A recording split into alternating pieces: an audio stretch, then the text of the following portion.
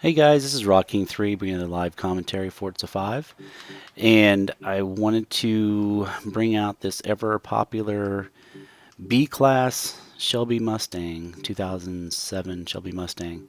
And this is considered my speed car, and I use this on oval, I use it on 24-hour Le Mans tracks, use it here on the Spa track, and I wanted to show you kind of how fast it is.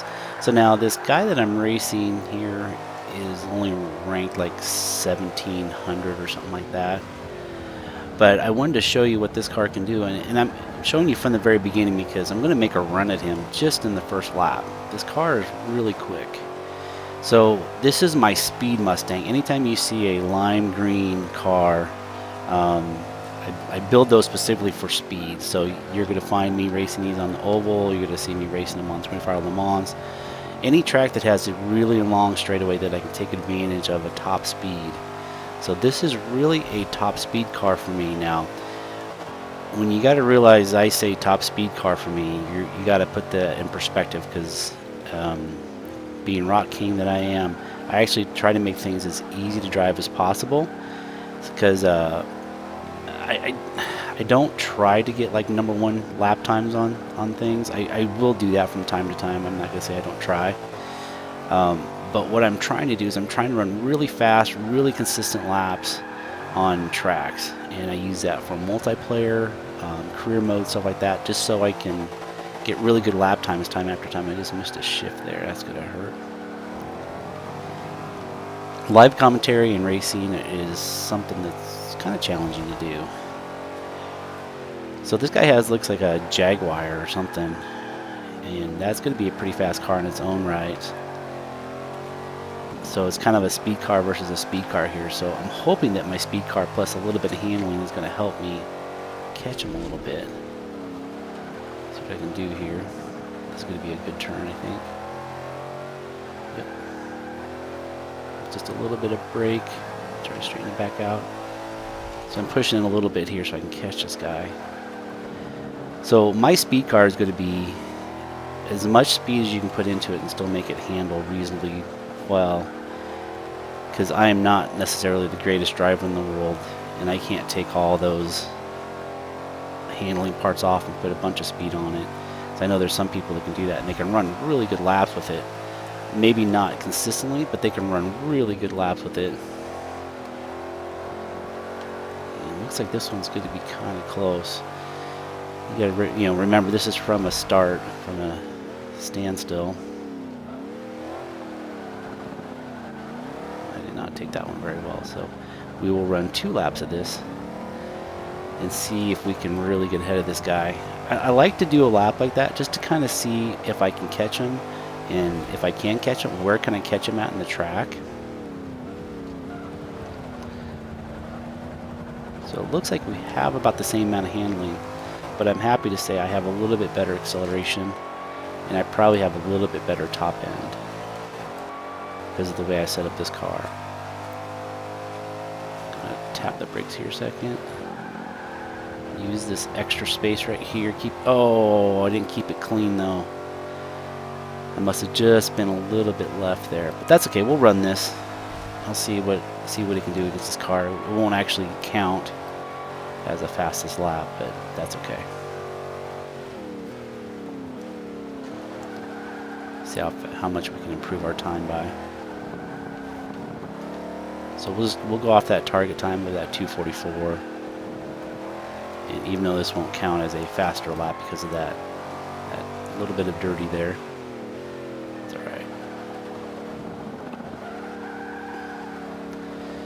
Car understeers a little bit, and that might be because I was doing more of the oval, so there might be a little bit of tune tweak left in this car, but overall this is actually pretty easy to drive.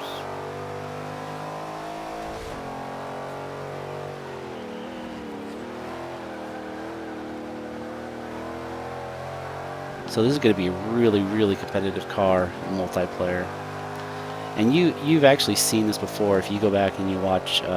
I did a 7-lap oval race, and I was battling a Camaro that I think I was just a little bit faster than, and maybe I turned it had like maybe a little bit better handling, just a little bit.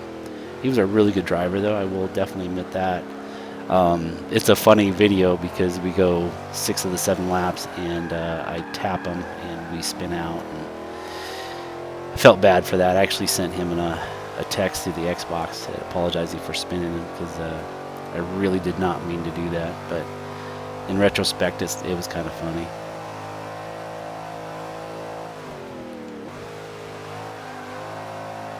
So the joke is I like to tell people clean race, but I don't necessarily do it myself.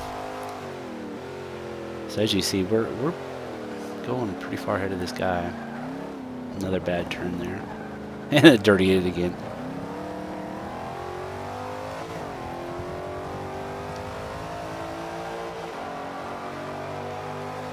Alright, so it looks like we made up about 4 seconds there. It won't count, and that's okay.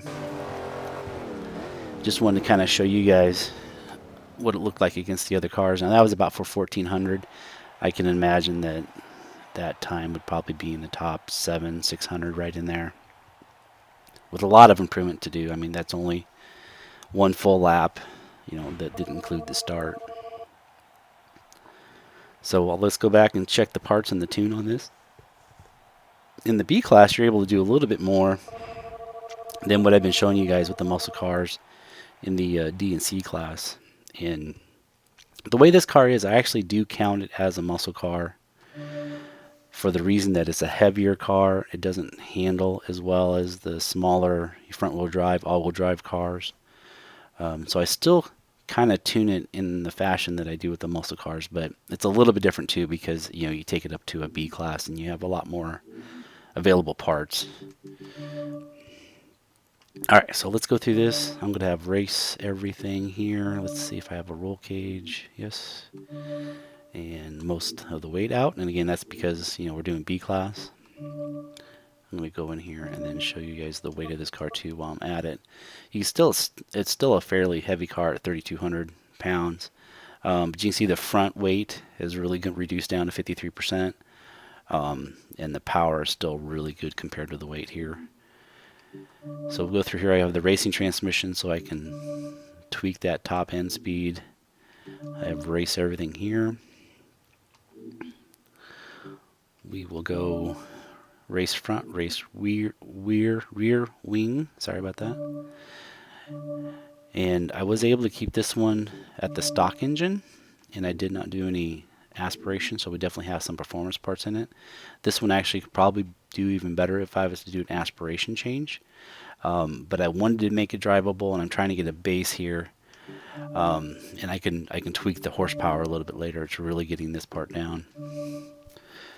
As I've always said, this is kind of the wheel that I use. It's the heaviest wheel. I've done a lot of reduction or a lot of increasing the rim size. I've done full increase in that. This one I wasn't able to do full tires on in the rear, but again, because of the higher compound and the bigger rim size, I was actually able to get pretty good traction out of it. Still running stock here, so you can tell with the tire compound that I'm still getting pretty good traction even though I'm using the stock compound on that. And this is where you're going to see a couple of horsepower changes, I believe, if I can find it. And looks like a no. Looks like maybe I won't have any horsepower. Oh, that makes sense. This is a 500 horsepower car. That's right. I was thinking of a different one. Sorry about that, guys. So no horsepower increase at that point. So really, they didn't have a lot of PI to play with, but I did do some pretty good improvements here. So having said all that, I have the upgraded wheels over a lot of the other cars that I do with the muscle car genre. So here at the tire pressure, I usually do about a 28.5, but because the rear rims are wider, bigger, I'm actually able to increase this pressure a little bit. So there isn't nearly the amount of time to warm up those tires. They get up to pressure really quickly. And I definitely bring those up because of the thinner walls. Gearing is set up for the oval track. I top out on the oval track. Again, going back to the alignment, this is kind of a stock setting for me. Sometimes these are a couple higher, a couple lower. But again, about -5 and -10 on the camber, and then just adjust it as you drive. You'll tweak it, and you'll definitely feel a difference for every point when you move it. This one's a really stable car, so I left the rear at 0, and then I had the front toe at +1, and this is why I'm probably not getting quite the, I'm getting a little bit of understeer, is I probably could increase that a couple. At this point, I'm going to leave it at 0.1 because of the type of tracks I'm using it on. Now, because the weight's a little bit lower, I've actually lowered the front caster. Now, on the muscle cars that are 3,500 pounds, 4,000 pounds, I take it up higher, so I'd probably be up around 6.0. Since this car is getting a little bit lighter, to 3,200 pounds, I actually have decreased it a little bit down to the 5.0. Now, if this was a car that was originally a front-wheel drive that I've changed over, that's a 2,800 pound car, you'll actually see the front caster go down. It'll go lower, but this is kind of where I leveled it out. Again, the roll bars, I start in the middle and I work my tweaking around there. I've moved the front a little bit to the right, and I'm pretty much square in the middle on the rear. I went a little bit softer in the rear. But again, 50-50 is a good place to start on the anti-roll bars, and I just have fine-tuned it from there. This setting's going to be a little bit different because I did this for the oval so I can get more traction. Again, this is why it understeers a little bit. If I was to do this for the track that I just raced, or 24 Hours of Le Mans, I would actually move this up to a stiffer front end.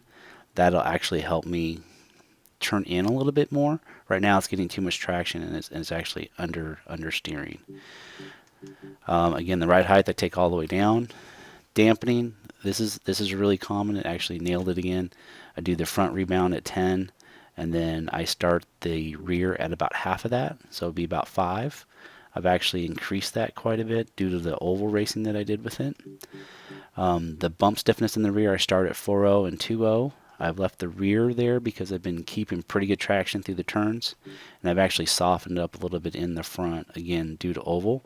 If you're going to race a lot more turning tracks, I would move that to maybe about 4.0 and make it kind of an all-around car. But at this point, I've kind of have it dialed in for that. Because I'm doing the oval, I don't have any downforce on it. So again, if you wanted to increase downforce on the tracks that have a lot more turning to it, that would actually benefit quite a bit from that as well. As I've said before, the braking force, I start at about 53%. If I get any kind of rear locking or front locking, I tweak it from there. This one works really well at 52%. And again, that was just because I've ran a few tracks off of the oval. And then 110 is usually my starting point with the braking force. I'm really happy with it at this point. I did notice on a really long braking, like it was about probably 140 miles an hour, that it did really well stopping until I got to almost the last 20 miles an hour, and then it locked up a little bit. So I may have to decrease the braking pressure on that a little bit, and I actually may go back to 53% on the front because of that late rear lockup that I had. Back to the differential, muscle cars, I am doing 50-10 to start with, and I change it from there. A lot of it is around control. If you have really rear acceleration at about 50%, you have really good throttle response. And if you're a person that uses the gas to get around turns, that is a really good way to go. I used to set that at about 10%, 15%, and I've actually increased it quite a bit because I'm using a lot more throttle control around the corners. Deceleration is at a lower number because I don't want the car to slow down when I let off the gas. It does slow down a little bit, but not nearly as much as if this was set at 40, 50, 60%.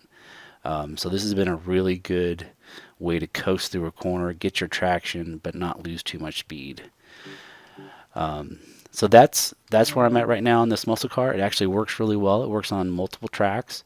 It's a real good oval car, which I find more enjoyable than I thought I would on the oval for multiplayer racing. But that's where I'm at on that car. It actually works really well. Give those settings a try and then tweak it as you see fit. All right. Good luck, guys. We'll talk to you later.